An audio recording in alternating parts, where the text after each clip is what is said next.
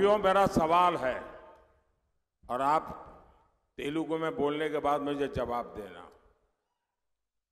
क्या हमारे देश में ये शहजादे, मैं बहुत गुस्से में हूं आज दोस्तों, मुझे कोई गाली दे मुझे गुस्सा नहीं आता है,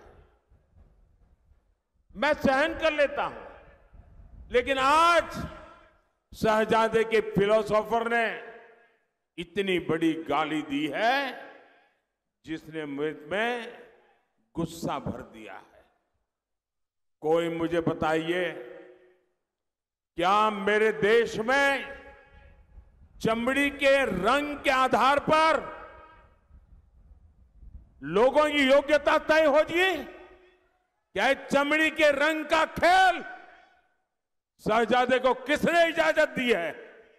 संविधान सर पे लेकर के नाचने वाले लोग चमड़ी के रंग के आधार पर मेरे देशवासियों का अपमान कर रहे हैं। మిత్రులారా, ప్రశ్నను తెలుగులో వివరిస్తాను. మన దేశంలో కూడా ఈ రాకుమారుడు ఎవరైతే ఉన్నారో, ఈ పెత్తందారుల పెద్ద కుమారుడు ఎవరైతే ఉన్నారో ఆయన మీద నాకు చాలా కోపం వస్తుంది.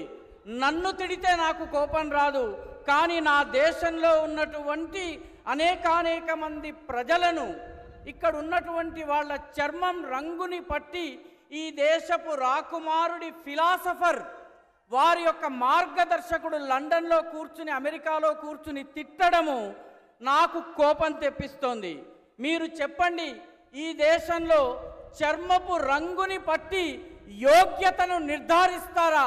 జవాబివ్వండి. ఈ దేశంలో రాజ్యాంగాన్ని తమ నెత్తిన పెట్టుకుని తిరిగేటటువంటి వాళ్ళు చర్మం ఆధారంగా వ్యక్తుల గొప్ప హెచ్చు తగ్గులని నిర్ధారించడం సబబా? జవాబివ్వండి.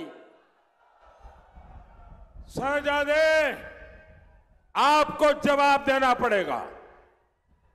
चमड़ी के रंग के आधार पर मेरे देशवासियों का अपमान मेरा देश सहन नहीं करेगा और मोदी तो कतई नहीं करेगा।